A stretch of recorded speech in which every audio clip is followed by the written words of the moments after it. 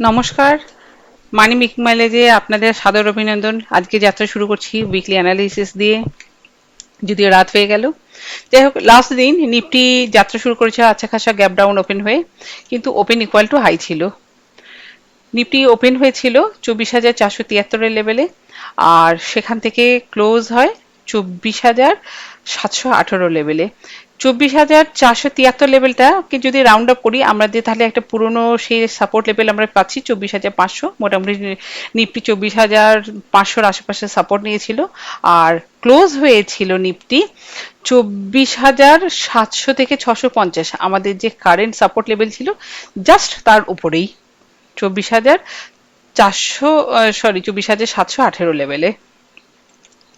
আমরা তাহলে কি কি পাচ্ছি?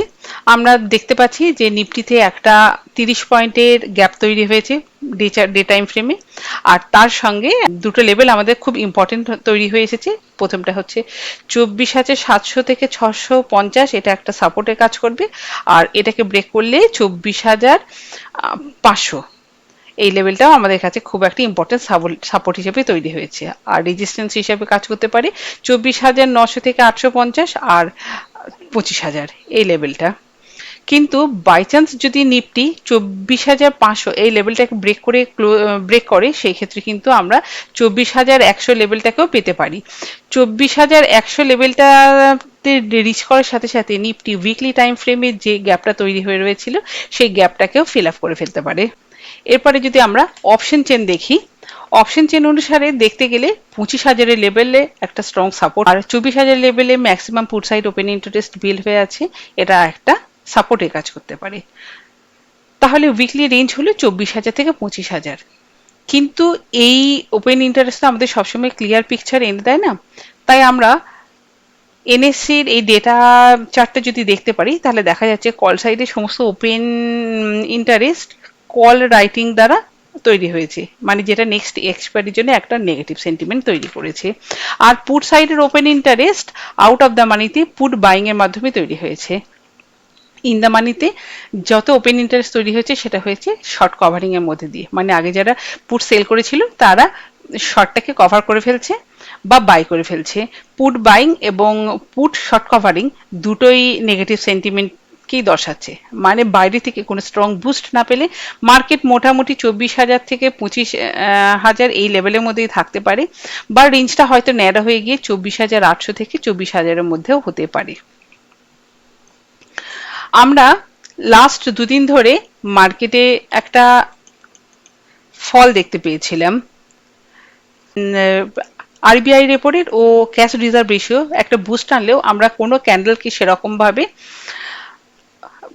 25,100-র ওপরে, কোনো গ্রিন ক্যান্ডেলকে 25,100-র ওপরে ক্লোজ দিতে দেখতে পারিনি, যার ফলস্বরূপ গত বৃহস্পতিবার ইন্ডেক্স এক্সপায়ারিতে তার প্রভাব পড়ে। আর শুক্রবারে ফলের কারণ হিসাবে আমরা ধরেই নিতে পারি ইসরায়েল ইরানি যুদ্ধ। আমাদের ডাইরেক্ট কোনো ইনভলভমেন্ট না থাকার জন্য মার্কেট সেই দিনের মধ্যে এটা রিকভার করে ফেলে, তবে ফ্রান্স বা আমেরিকার মতন অন্যান্য দেশের ইনভলভমেন্টের যে খবর আসছে সেটা আমাদের মার্কেটে একটা প্রভাব ফেলতে পারে। আর যেটা হলো সেটা হচ্ছে ক্রুড অয়েলের দাম বাড়লে মার্কেটে তার তো একটা প্রভাব পড়বেই, সেই সঙ্গে কারেন্সিরও একটা এফেক্ট পড়তে পারে। এতে গেল খারাপ খবর। ভালো খবর হিসাবে আমাদের হাতে আছে সিপিআই ডেটা। ডেটা বলছে আমাদের অল ইন্ডিয়া ইনফ্লেশন রেট 17 বছরের মধ্যে সব থেকে নিচে, মানে মূল্যবৃদ্ধির মাত্রা সব থেকে কম। এটা ইকোনমির জন্য অবশ্য করেই সুখবর। যদি এনএসসি থেকে এফআইআই ডিআই ডেটা আমরা দেখি সেই ক্ষেত্রে তাহলে কি পাবো? আমরা দেখবো যে 2-3 মাস ধরে ডিআইআই লাগাতার বাই করে গেছে আর এফআইআই লাগাতার সেল করে গেছে। ফান্ড হাউসগুলোকে তো বাই করতেই হবে। এসআইপির মাধ্যমে তাদের হাতে যে সারপ্লাস টাকাটা যাচ্ছে, সেভি গাইড অনুসারে 3 ওয়ার্কিং ডেজ এর মধ্যে সেগুলোকে তাদের ইউটিলাইজ করতে হয় বা ইনভেস্ট করতে হয়, ফলে তাদের কিছুই করার নেই।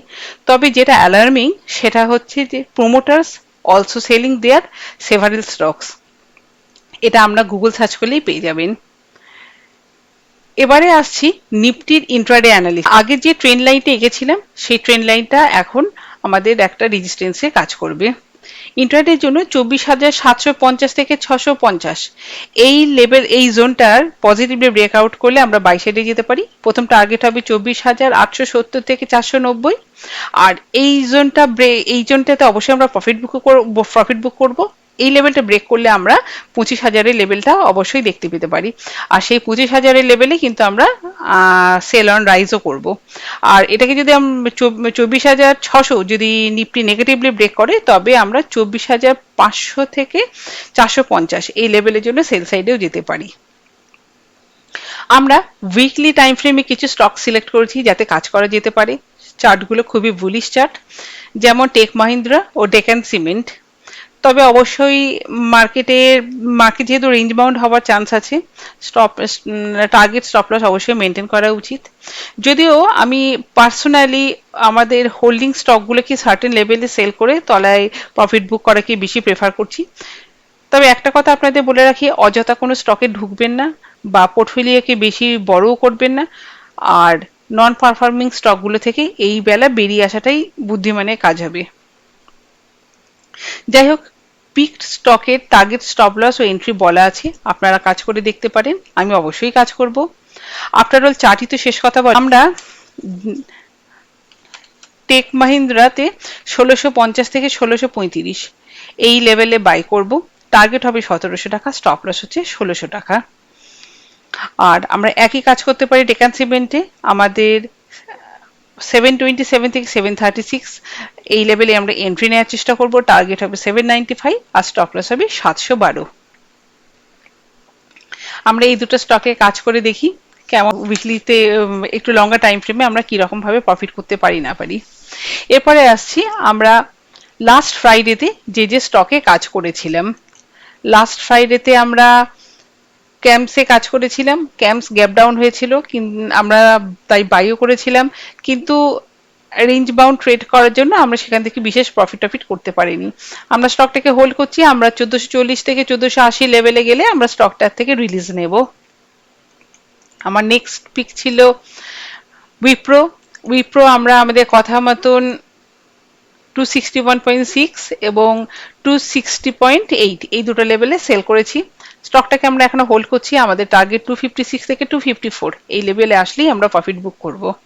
আমরা এটা আমাদের হোল্ডিং এর স্টক সেল করেছি, তাই আমাদের কোনো ভয়ের কিছু নেই। আমরা আমাদের নির্দিষ্ট লেভেল পেলে তখনই সেটাকে স্কোয়ার আপ করব। যাই হোক, টেকনিক্যালি দুটো স্টকই টার্গেট এক্সিট করে ওপেন হয়েছে, ফলে সেইভাবে কোনো এন্ট্রি হয় না। কিন্তু আমরা তো ট্রেডার, আমাদের কাজ করতেই হয়। কাল আমরা ইন্ট্রাডেতে যে কাজগুলো করব সেটা হচ্ছে ক্লিন সায়েন্স। 1485, 1510, 1535 এই সমস্ত লেভেলে সেল করব। আর 15 থেকে 20 পয়েন্ট নিচে পেলে বাইও করে নেব। স্টপ লস এক্ষেত্রে না দেওয়াই ভালো। হাতে স্টক ছোট ছোট কোয়ান্টিটিতে সেল করে ক্যাশ লিকুইড রাখা ভালো। নিচের দিকে বড় টার্গেট হিসেবে ধরতে গেলে 1400 লেভেলটা অবশ্যই পেয়ে যেতে পারি আমরা। তবে স্টপ লস দিতে চাইলে 1560 স্টপ লসে ধরে থাকতে হবে স্টকটাকে। আর আমার দ্বিতীয় পিক হচ্ছে ইন্ডিয়া মার্ট। 2505 ও 2525 ইত্যাদি লেভেল আমরা পেলে সেল করে দেবো। টার্গেট ইন্ট্রাডে না হলেও 2405 ধরে চলবো। স্টপ লস দিতে চাইলে 2535। আপাতত আমরা এই দুটো স্টকে কাজ করে দেখি আমাদের কিরকম ইন্ট্রাডেতে প্রফিট বা লস হয় না হয়। আপনারা সঙ্গে থাকুন। Hope for the best. Thank you. Good night.